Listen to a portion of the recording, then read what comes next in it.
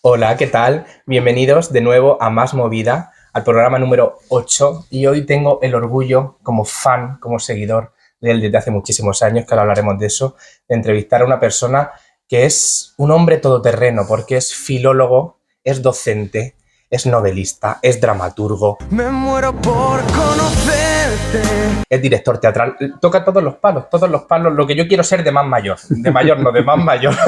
Os presento al genialísimo Nando J. López. Muy bien, muchas gracias, Dani. Gracias. Feliz de hablar contigo. Muy No. bien la matización del más mayor. Claro, No, que no mayor, más que no mayor. Más mayor. Año 77. ¡Hijo puta! Cáncer. Sí, cáncer, exactamente. cáncer. Sí, con ascendente cáncer. O sea, Ascendente. todo está allí. Todos lo tenemos, además somos muy horoscópicos, ya hemos hablado de eso. Nando, gracias, lo primero. Un placer, de Y verdad. lo primero que quiero decirte, llevo siendo fan tuyo desde hace ya varios años y que sepas que tú, que no te lo he querido decir fuera de cámara, fuiste una de las personas que me inspiró para dedicarme a lo que me dedico. Bueno, qué orgullo. Yo estudié criminología Ajá. y después estudié dirección y dramaturgia en la SAT y uno de los motivos fueron a raíz de leer una obra tuya que se llama Cuando fuimos dos. Qué ¿Te maravilla. sonará? Qué maravilla. Me suena bastante. Me hace mucha ilusión esto, Dani, Sí, porque además esa obra fue muy importante en mi vida. Yo hasta cuando fuimos dos estaba más implicado en el teatro, pero de una manera muchísimo más alternativa, de una manera más experimental, digamos. Y cuando fuimos dos, que surgió de un equipo muy, muy bonito, con una dirección, pues, Quino Falero, tenemos a David Tortosa, Felipe Andrés. que lo amo. Claro, es que el equipo era maravilloso. Rocío Vidal, que estaba en la ayudantía de producción, Mara Bonilla en distribución, bueno, un montón de gente que hoy en día son íntimos amigos, íntimas amigas. Y fue una obra que de repente se convirtió en algo muy grande cuando nació siendo muy pequeña, ¿no? Y nació con la idea de hablar de una historia de amor entre dos chicos y contar su cotidianidad y su rutina. Parece mentira, esto hace ya unos cuantos años. Hubo lugares que se negaron a programar la obra por el hecho de que fuera una historia de amor entre hombres. Hubo ayuntamientos que una vez aprobada la función la retiraron por miedo a ciertas presiones y a la vez ocurrieron cosas muy hermosas como la cantidad de sitios donde sí que pudimos representar, la cantidad de ciudades. En Madrid estuvimos como 3 o 4 temporadas, no recuerdo, fue realmente especial. Y la cantidad de personas a las que le removía, provocaba, ayudaba a decir, contar, visibilizar.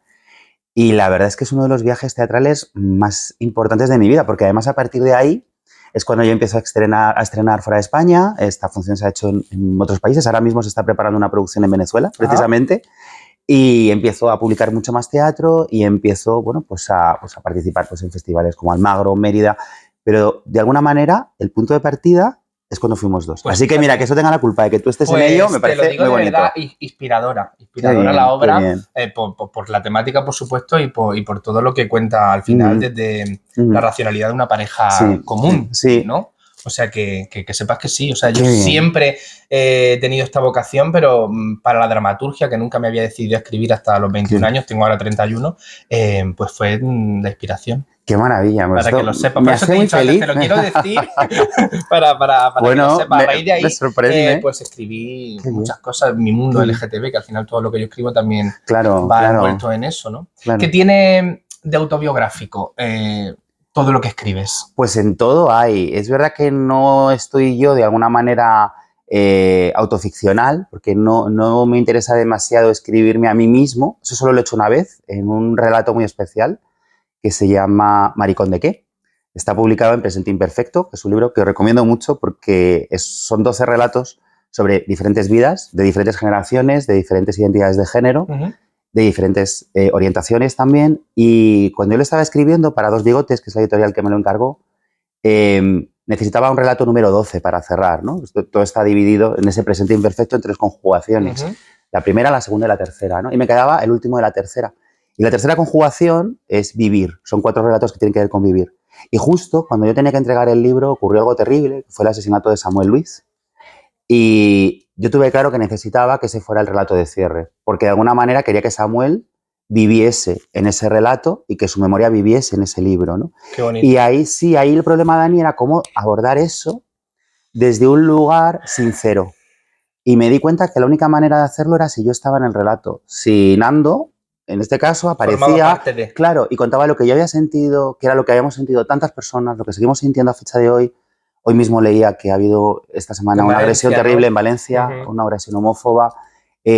y yo necesitaba contarlo desde mi verdad. Y es la única vez, fíjate, que he hecho autoficción, pero porque para contar la vida de otra persona no podía hacerlo sin contar la mía. En el resto Al final estoy es muy en otros difícil porque lugares, siempre ¿no? queremos contar las cosas desde el máximo respeto, ¿no? Claro, Máxima... y sin morbo y sin... O sea, hay temas que tienes que tratar con mucha... Sobre todo, yo hablo de temas muy delicados y trato de hacerlo de una manera sincera, pero que nunca sea amarillista. Y entonces ahí lo autobiográfico me ayuda pues a abrir otras puertas, a esa emoción, a esa honestidad. Lo que pasa que luego siempre, claro, lo matizas pues con cosas que le han pasado a otras personas de tu entorno, con cosas que te cuentan, cosas que imaginas. O sea, sí que es verdad que quien me conoce sabe que estoy al final un poco en todo lo que hago. Lo Con juvenil y lo muchísima adulto. implicación. Claro, claro. Y que es inevitable, Dani. Tú lo Eso sabes, es, cuando escribes, eso es, al eso final hay un es. montón de cosas, ¿no? En cuando fuimos dos, por ejemplo, que decías, pues claro que mucho de Hay mucho mí, ¿no? emocional. Claro, Interno. mucho de lo que has vivido, lo que te planteas.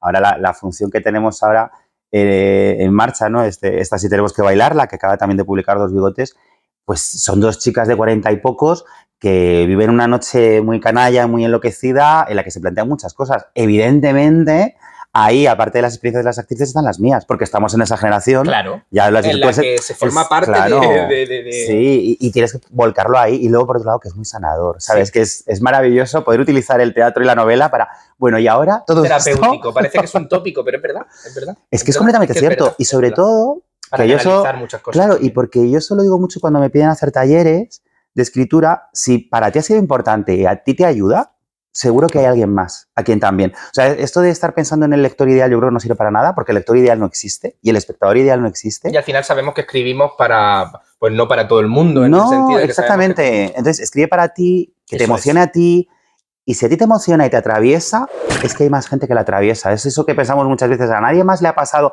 Pues por supuesto que sí. Escríbelo y ya verás como sí, ¿no? Y entonces yo creo que esa parte catártica de lo literario es algo que nos une mucho. Y en el teatro, claro, la novela lo vives de manera individual, en el teatro colectiva, ¿no? Por eso a mí me gustan mucho los dos géneros, porque en uno trabajo solo y en otro no. como más directo, ¿no? Muy directísimo, directísimo. Ahora, por ejemplo, uno de los miedos que teníamos con esta función, con esta sí tenemos que bailarla, es que es comedia ácida, pero comedia. Entonces, cuando la estrenamos en el Festival de Málaga, el primer día, el pánico era, ¿y si la gente no sonríe? ¿Y si la gente no se ríe? ¿Y si la gente se aburre? Porque en un drama no te enteras de la reacción tan directamente. Que ese código pues, puede estar ahí más camuflado. Exactamente, pero en el código de la comedia y hay momentos donde tú sabes que la gente tiene que romper. Cuando la gente empezó a reír, a entrar y terminó bailando la canción de Fran, hicimos como, wow, ya está, ¿no? Pero es verdad que es otro tipo de vivencia y tú lo sabes bien, ¿no? Sí. ¿Qué crees que está influyendo lo político, lo social en todo lo que estamos generando nosotros con nuestras historias? ¿Crees que estamos dando pasitos atrás? Yo creo honestamente que desde la cultura no. Creo que estamos en un momento, lo que sí que requiere este momento es valentía. O sea, sí veo que hay cierto sector que tiende más hacia una autocensura, a buscar una literatura más de evasión, un arte más de evasión, que también es necesaria la evasión, pero creo que hasta la evasión puede ser comprometida.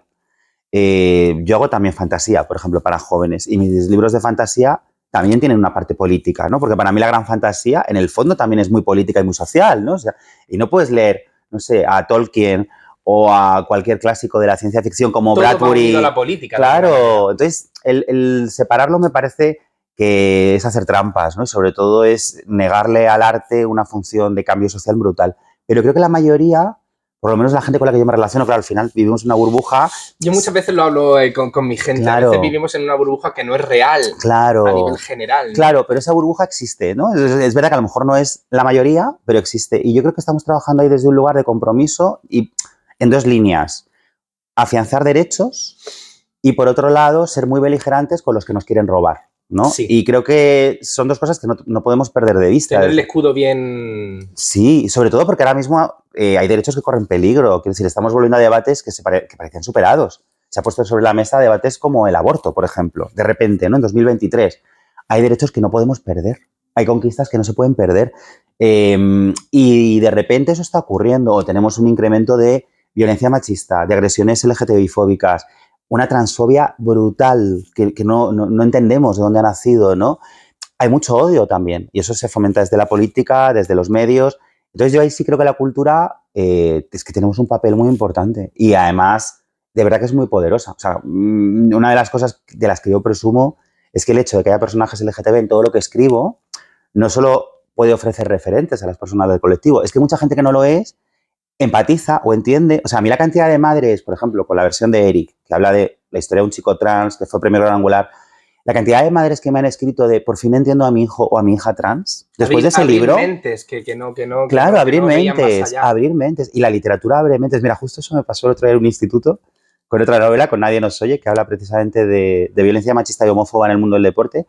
Y un chico de cuarto de la ESO dijo, a mí esta novela me ha abierto la mente. Y me pareció maravilloso. Y lo dijo un chico que le encanta el fútbol, que le encanta el deporte y que él no se había parado a pensar. Era de los que pensaba, pues que ¿por qué un futbolista dice que es gay? ¿A quién le importa? Claro.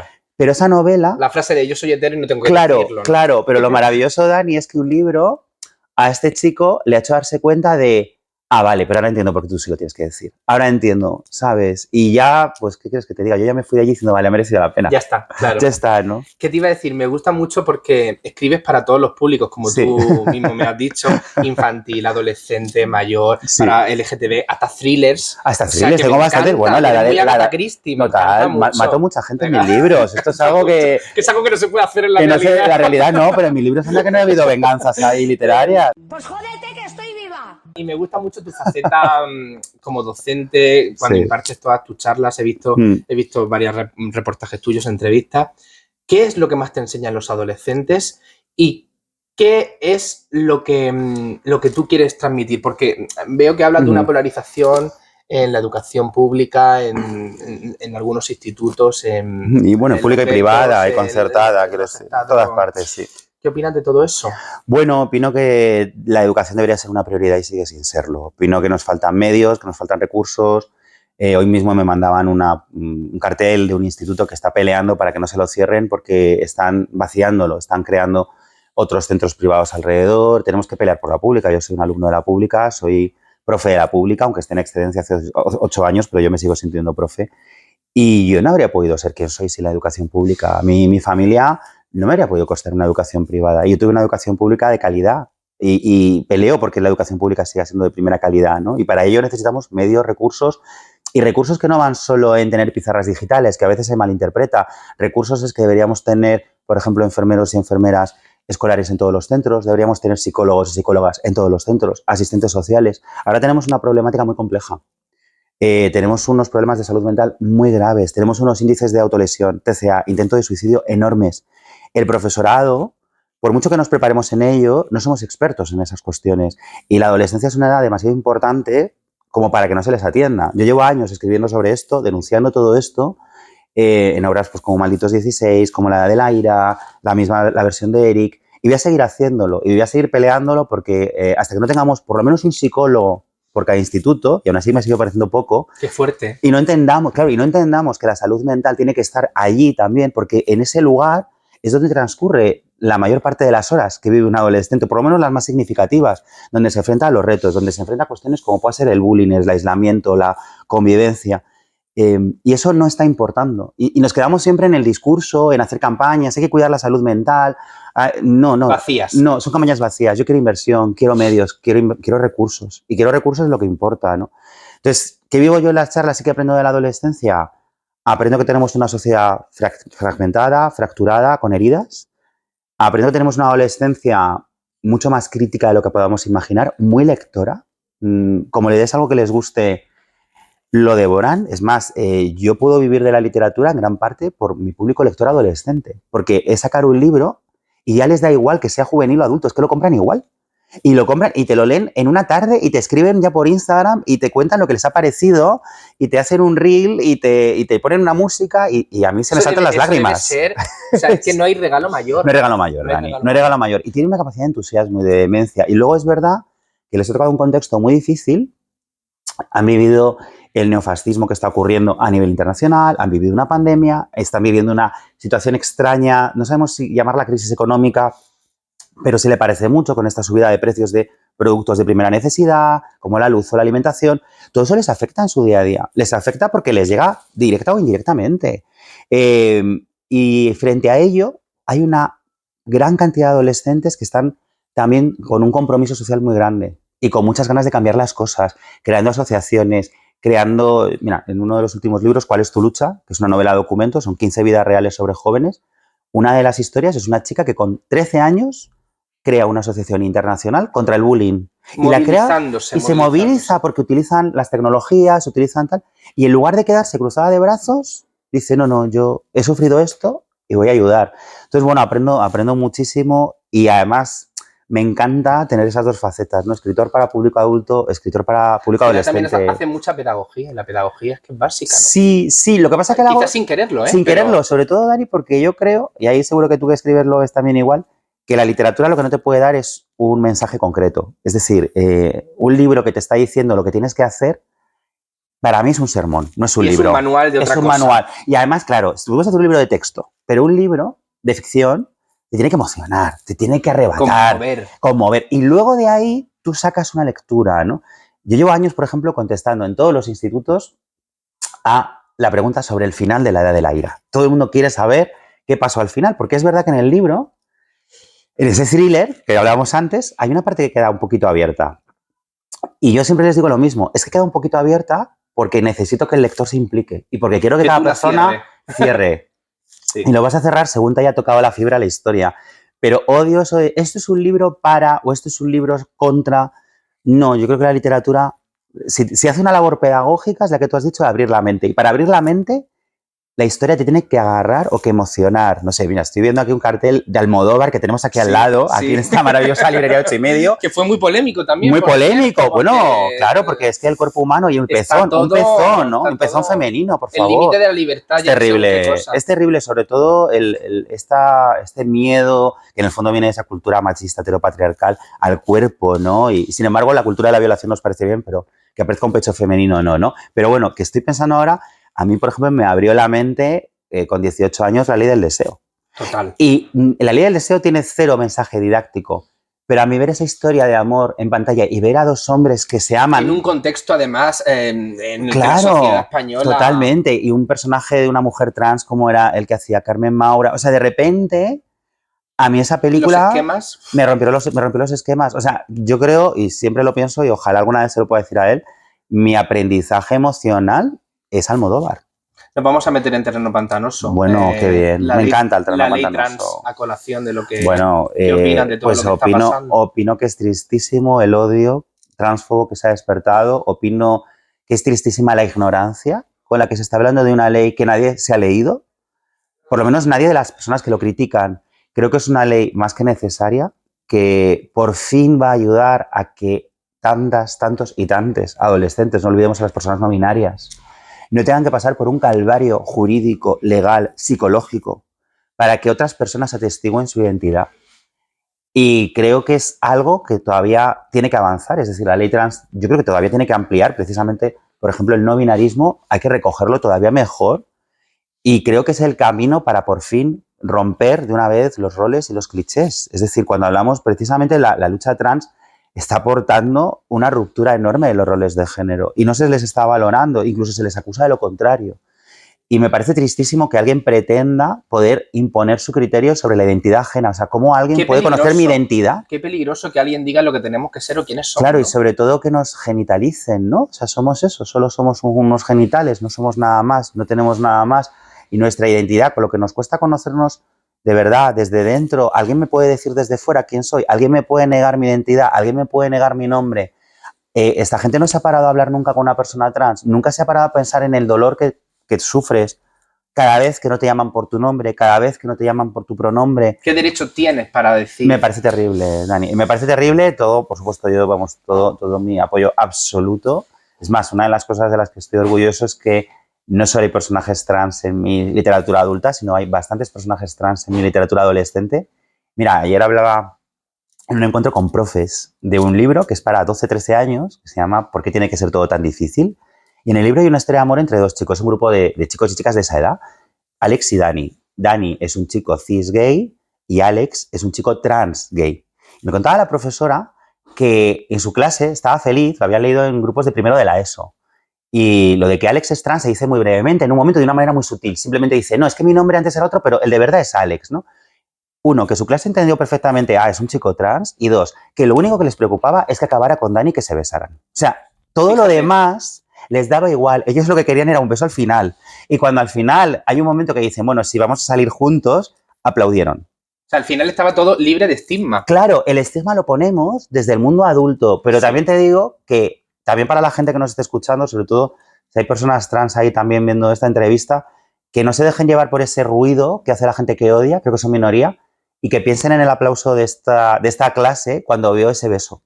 ¿Sabes? Yo me quedo con ello. Creo que hay una nueva generación que es imparable ya. Es imparable, por suerte. Y creo que el problema es que cuando hay un avance, pasó también con el matrimonio igualitario, hay muchísimo ruido y vienen muchísimas barbaridades. Yo recuerdo entonces decían, pues entonces nos vamos a casar con un camello, cosas así.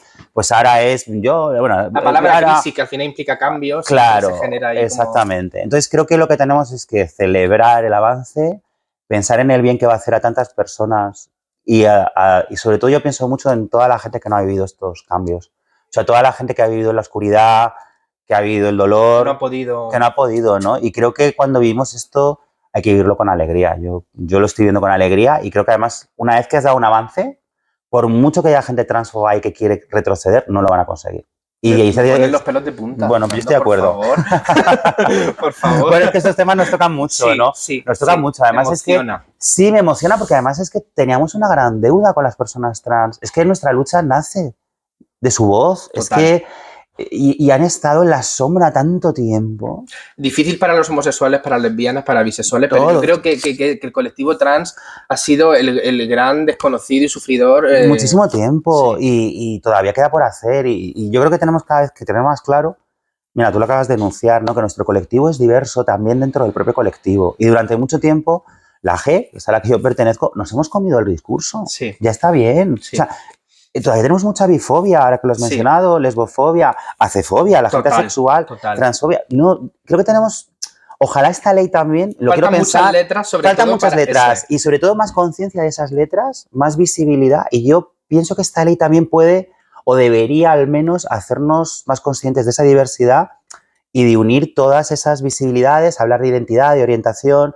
Ahí sí que queda hacer mucha pedagogía. Pero bueno, hagámosla y sobre todo celebremos los avances, ¿no? La edad de la ira, que la han mencionado, yo creo que ha sido un pelotazo, o sea, a nivel dramatúrgico, pero sobre todo ya audiovisual. Todo, sí, ha sido de todo. Porque has saltado a una plataforma muy conocida y bueno, creo que has hecho tú también la adaptación, ¿no? Estás mezclando un poco churros con meninas. No, a ver, yo explico.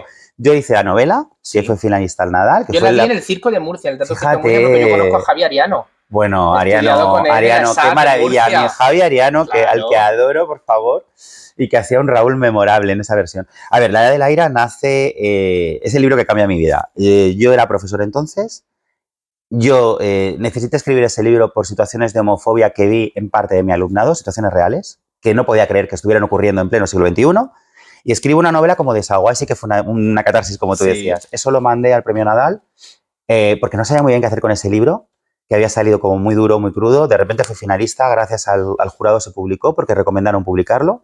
Tuvo mucho apoyo de ese jurado, entre otras personas pues de Lorenzo Silva, que apostó por él enseguida. Luego se encontró con el camino con gente como Montse Arbendáriz, que también lo recomendó de repente en un suplemento cultural y todo aquello hizo que el libro empezara a tener movimiento. Se ha convertido ya en un long seller, todos los años se prescribe en muchísimos institutos y de ahí surge La Joven. Me llama José Luis Arellano, he leído esta novela, yo quiero que hagamos la obra de teatro, a mí me da muchísimo miedo, escribo la versión, es un viajazo, por eso sigo trabajando con La Joven, porque adoro a Arellano y José Luis es un grandísimo amigo. Sale este reparto con, entre otros, Javier Ariano, maravillosísimo. Alex Villazán. Bueno, es que era un reparto, María Romero, no. Chica, tampoco te va a sonar todo el mundo. María, es que los apellidos soy malísimo. Me va a matar María, por favor. Perdóname, María, por los apellidos los llevo fatal. Bueno, el caso es que sale un reparto súper bonito. Bueno, María completaba ese triángulo, ¿no? El triángulo, exactamente. Eran Alex, Javi y María, ¿no? Y maravillosos, ¿no? Los tres. Y el caso es que la función también es un éxito, se ha hecho en más países. Ahora, mira, también esa se está preparando otra versión tengo que pensar porque tengo varios países abiertos a la vez. Tengo ahora una versión de Malditos 16 en España, pero Panamá, hay muchos sitios. ¿Cómo llega en Argentina, en Argentina. O sea, ¿cómo eres capaz de llevar las obras o cómo se genera ese momento en el que te dicen, oye, quiero hacerla en Argentina? Bueno, porque les llega, mira, precisamente La de la Ira, porque a raíz de la función surge la serie de televisión en A3 Player, que tú has mencionado. la serie ha tenido muchísima repercusión y la sigue teniendo, y entonces les llega que existe una serie, les llega que existe una obra, compran el libro de la obra, que Antígona, que es la editorial que la publicó, también distribuye en América. Empiezan a indagar, y es Argentina, es que estaba pensando en el país, y de repente un director argentino me dice, es que esta obra creo que es muy necesaria aquí, me gustaría mucho montarla, y bueno, pues hemos llegado a un acuerdo. Sobre todo yo me fío mucho cuando veo entusiasmo real, y esta persona me lo transmite.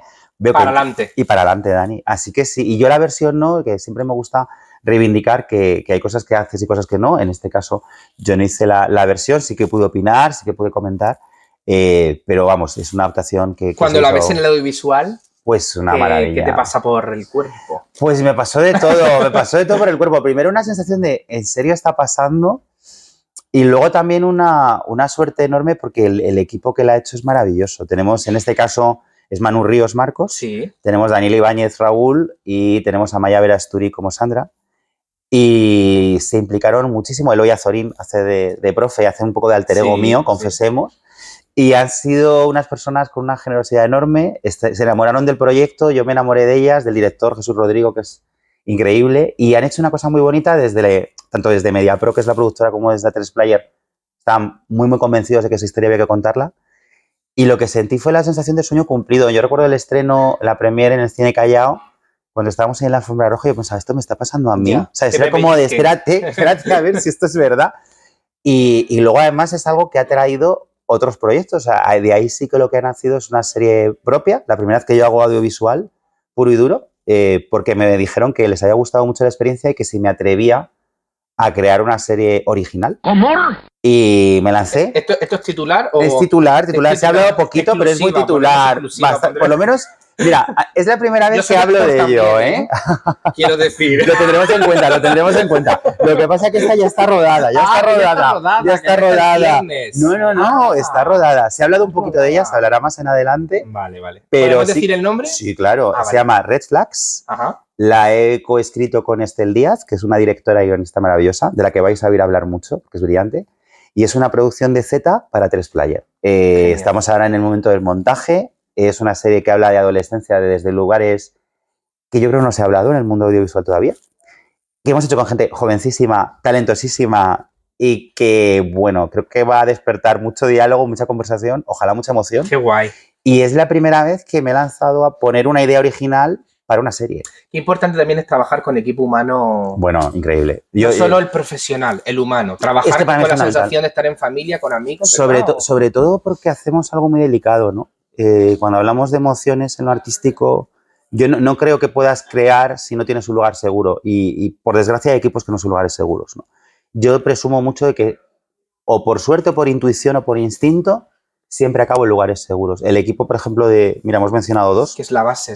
Red Flags, el equipo de la de la ira, el equipo de la joven, el equipo de esta si tenemos que bailarla, todos son equipos, porque es teatro y audiovisual, eso tú lo sabes, es equipo. Total.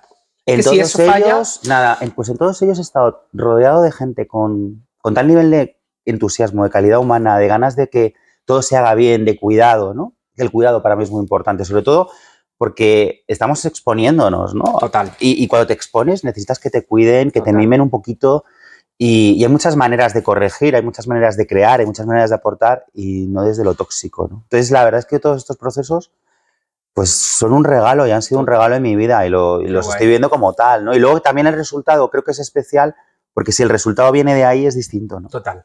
¿Qué te han aportado series como Física o Química, Élite, Al salir de clase? Quiero decir, ¿qué hay? ¿Qué opinas de todo esto? Bueno, cada una tiene su público, quiero decir. Yo creo que también en eso hay que valorar que necesitamos diversidad audiovisual porque necesitamos series que atiendan muchas tendencias y gustos diferentes, ¿no? Hay series que tienden más a la evasión pura y dura, como pueda ser Élite, me puede gustar más, me puede gustar menos, pero tiene un público y luego, mira, pues son series que como La Casa de Papel o la propia Élite han conseguido internacionalizar nuestra ficción, ¿no? Y me parece también muy necio el negar todo eso, quiero decir. Cuando es un hecho evidente. Es que es evidente, claro, y ha creado interés por lo que se está haciendo aquí, sobre todo es verlo desde un lugar que es, bueno, es que no es un retrato verista, ni pretende serlo en absoluto, ¿no? Es que para ver un retrato verista veo I May Destroy You, por ejemplo, ¿no? O otro tipo de propuesta, ¿no? En mi caso, por ejemplo, tanto la de Laira como Red Flags tiende más a I May Destroy You o a We Are Who We Are que Otro tipo de a otro tipo, formato. pero porque quiero contar otro tipo de cosas y porque mi literatura va por ahí, yo no hago literatura aspiracional. Pero tampoco me parece mal que exista, porque también a veces de repente quieres decir, yo es que quiero vivir en esta casa maravillosa y que me pasen estas fiestas y estar en la piscina si rodeado no de gente guapísima una todo el día. película de Bueno, ficción de según claro, qué tipo. o sea, no. que de vez en cuando creo que todo es compatible y yo no sé por qué a veces somos tan poco generosos con valorar los méritos ajenos, ¿no? Independientemente de que a mí me interesen más unas ficciones que otras. Y física o química en su momento, pues bueno, pues el personaje es como, para el personaje de Fer, pues aportó muchas cosas, Sí, ¿no? sí. Y ahora, es verdad, lo vemos todo siempre desde la hora. Claro que hay cosas que se podrían haber hecho de otro modo, ¿no? Pero en su momento En estuvo el muy contexto, bien. Claro. Y sobre todo que creo que algo que está pasando con la ficción en España es que nos estamos quitando complejos. Y eso es maravilloso, ¿no? Ahora mismo hay una película que precisamente es también de Z, con quienes he preparado Red Flags, que está teniendo un éxito enorme y me hace mucha ilusión porque creo que es una película muy hermosa de un género que está muy poco trabajado aquí últimamente, que es la comedia romántica, que esta película Eres tú, con Álvaro Cervantes, que está estupendo, dirigida por Alauda Ruiz, ¿no? También la autora de Cinco Lobitos. Pues la veía el otro día y pensé, Cinco Lobitos maravillosa. Y decía, pero qué bien que puedes hacer Cinco Lobitos, que es cine social, digamos, y que habla del cuidado. Irte a otro. Y hacer una comedia romántica, cero tóxica, que te despierta una sonrisa de principio a fin y que te da una mirada sobre el amor y las relaciones bastante sana, por otro lado, ¿no? Y qué guay, y que tiene una parte casi de ciencia ficción, o sea, el perder complejos o hacer series de repente casi documentales como Antidisturbios o hacer propuestas de acción, pues como la propia Casa de Papel o ahora el spin-off. No sé, yo lo que creo es que de verdad, o García, ¿no? Que es cómic y superhéroes y humor, estamos tratando de romper clichés y creo que en eso deberíamos celebrar más el éxito. Yo, más abanico, más pluralidad, más... Sí, sobre todo sí, y entender que cada serie tiene su momento y tiene su público y tiene su lugar. Y es curioso cómo a veces somos más benevolentes con cosas que nos vienen de fuera que con lo que hacemos desde aquí. Bueno, vamos a celebrar también. Vamos a barrer para casa alguna vez, ¿no? Totalmente, o el año de cine que hemos tenido, ¿no? Con películas como Cinco Lobitos, Alcarrás, Asbestas, no sé, o Un año, una noche. Celebremos lo que hacemos. Totalmente. Me parece que siempre hay que mirar fuera de España para Sí, celebrar o mira, ves bestsellers como Los renglones torcidos de Dios, que ha guionizado Bárbara Leni y mi amigo Guillem Clua, que ha hecho un guión maravilloso de una novela muy difícil de adaptar al hoy. Muy difícil. Y ha conseguido una peli, oye, que ha arrasado. Una historia muy ardua también, que tienes que estar ahí con una concentración, total, como digo yo, total. extrema, porque y cuenta mucho. Y está muy bien tener cine de palomitas hecho con dignidad y hecho con una señora como Bárbara Leni dándolo todo y con un escritor de pro como es Guillem haciendo un trabajo excelente, ¿no? Yo de verdad que me gustaría que tuviéramos una mentalidad más abierta con que existen muchas formas de contar historias y hay géneros que yo no sé por qué miramos un poco por encima, ¿no? Y ahora, por ejemplo, me he lanzado a la comedia porque quiero reivindicar la comedia. Es que la comedia es fundamental. Y la gente necesita reírse mucho también. Total, estamos Dani, en una época que necesitamos... Por favor, riámonos más, de verdad, riámonos. Sí. Hasta desde el drama te puedes reír. Si normalmente la comedia... La comedia va un poco, yo siempre lo digo, basada en la mierda social y en lo que tenemos dentro. Totalmente. Porque al final el humor debería tener el límite justo, como digo yo. Porque si no... No, pero mira, en la esta si tenemos que bailarla hay temas muy duros. O sea, se habla de crisis personales, se habla de eutanasia, se habla de... una edad muy interesante, de la que tampoco se habla mucho. Exactamente, y hablamos desde el humor, pero porque en el fondo el humor es un recurso de supervivencia, ¿no? O sea, yo me río mucho ante lo que me duele, porque es la manera de tirar hacia adelante. Yo rozo mucho el humor negro, lo reconozco. Bueno, eso también, ¿no? Es muy necesario, sí. ¿Cuánto tiempo llevamos? Es que estoy tan a gusto hablando contigo. Oye, una cosa que me interesa mucho como escritor. ¿Cómo llegas al mundo de las editoriales? ¿Cómo haces que te escuchen, sobre todo en tus inicios? Sí. ¿Y cómo...? Bueno, no fue fácil, Dani, porque sobre todo mi tipo de literatura que tenía una aspiración muy clara, que era hablar de temas que no eran los, digamos, más comerciales, pero quería hacerlo desde editoriales generalistas. Es decir, yo quería llegar a un público amplio y quería además llegar a un público amplio desde personajes y vidas LGTB. Eso lo tenía muy claro, porque es mi mundo y es lo que yo vivo. Lo hablábamos al principio, ¿no? Sí. ¿De qué escribes? Pues de lo que vives, ¿no? Entonces fue complicado. En mi trayectoria hay dos momentos clave. Uno es ese finalista al Nadal, que es el no premio más importante que me han dado, porque gracias a eso es cuando a mi planeta me llaman, me avisan desde Espasa y me proponen publicar, ¿no? Una queridísima amiga hoy en día, que es Miriam Galaz, que de Editores Pasa. Me quedé perplejo, ¿no? De queremos publicarlo y una editorial grande y vamos a apostar por ello y de repente ese libro provoca que me empiecen a llamar y a proponer cosas. Y luego el segundo momento clave es que de repente tengo la enorme suerte de conocer a Palmira Márquez, que hoy en día es mi agente, además de una de mis mejores, más queridísimas amigas. Y ella me dice que le gustaría que trabajáramos juntos. Y a partir de ese momento empiezan a surgir muchísimas más cosas porque tengo una persona que me sabe aconsejar, que me sabe proponer, que me sabe leer. Y la confianza también supongo que será básica. Es maravillosa. Sí. Ahora, por ejemplo, publicamos el 26 de abril una nueva novela, está para público adulto, se llama Los Elegidos, que es un libro que habla de la lucha, sobre todo de las mujeres y la gente LGTB en los años 50, en el franquismo, en el momento en el que los homosexuales somos incluidos en la ley de aguas y maleantes, y cómo estalla una revolución en el 56 desde la poesía, el teatro y el cine. Cuando además era enfermedad lo que teníamos. Claro, se nos encerraba para... ¿Se puede callar el señor Callay? Bueno, se nos encerraba para curarnos, ¿no? Y esta novela, por ejemplo, la he podido escribir gracias a su apoyo y a la cantidad de cosas que hemos ido hablando en el proceso de leo, corrijo, reviso. Como director teatral, ¿las actrices pueden tener algún momento de morcilleo, de cambio de texto? ¿O eres un dramaturgo que dice, no, el texto? No, soy muy abierto y tengo que matizar una cosa, que la de esta Sí tenemos que bailar la dirige Eva Ejido, dirige una de ellas, que es una directora fabulosa, es más. Yo prefiero que me dirijan. Desde cuando fuimos dos no he vuelto a dirigir y confieso que no creo que lo vuelva a hacer, porque me encanta trabajar con directoras como Eva, como Quino Falero, como bueno, tantos otros directores con los que he trabajado que me aportan muchísimo. José Luis Arellano, ¿no? Prefiero que me dirijan, me gusta mucho más. Vale. Madre mía, tenía tantas preguntas, mira. Bueno, habrá que quedar otra vez, Dani. Tenemos que quedar otra vez, pero ya en petit comité. Me parece muy bien, con unos vinos. Oye, ¿en qué te inspiras para escribir? En todo lo que nos rodea, lo que nos pasa y muchas veces en mensajes que me llegan. ¿Has tenido momentos de, madre mía, no me viene nada? Al revés, mi problema es que tengo demasiadas cosas que contar. Y esto me agobia. Al libro por mes. Al libro por mes. Y tengo que pisar un poco el freno, ¿no? Y luego mucha gente que me escribe por Instagram a veces o por otras redes y me cuenta historias. Y esto es algo maravilloso. Y más de un libro ha tenido como...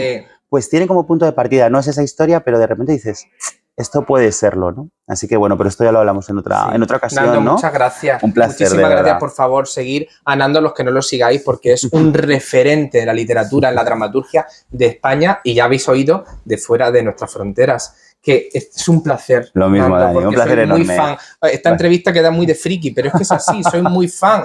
Te admiro. Bueno, muchísimas gracias. Muchísimas gracias. Que nos sigamos viendo, Dani. Muchas gracias. Hasta pronto.